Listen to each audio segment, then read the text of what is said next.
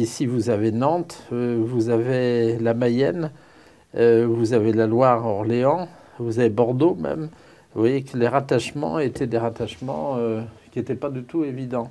Nous sommes en 1955. Serge Antoine, jeune énarque à la Cour des comptes, vient de se voir confier une mission, mettre de l'ordre dans le bazar de la géographie administrative et ébaucher une vraie carte des régions. Je me suis rendu compte que c'était très difficile de travailler parce que chaque administration n'avait pas le même découpage de la France. Certains avaient découpé la France en 8 grandes régions, d'autres en 25, comme la conservation des eaux et forêts. Jamais apparemment ces frontières ne coïncidaient.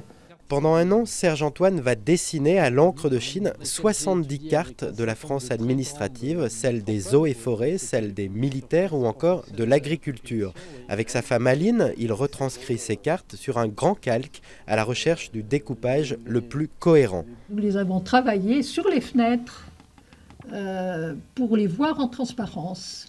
Et nous avons travaillé souvent directement sur la fenêtre.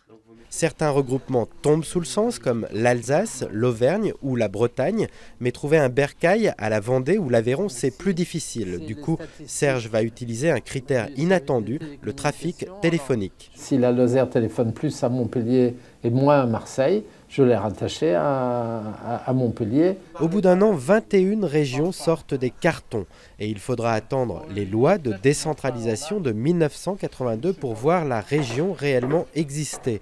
Mais pour Serge Antoine, on n'aurait pas dû en rester là. À l'époque, j'ai écrit un article en 59 pour dire attention, on fait ça, c'est bien, c'est commode, c'est rapide, c'est pas coûteux, mais il faut aller plus loin et il faudrait regrouper les régions, ou il faudrait qu'elles se regroupent.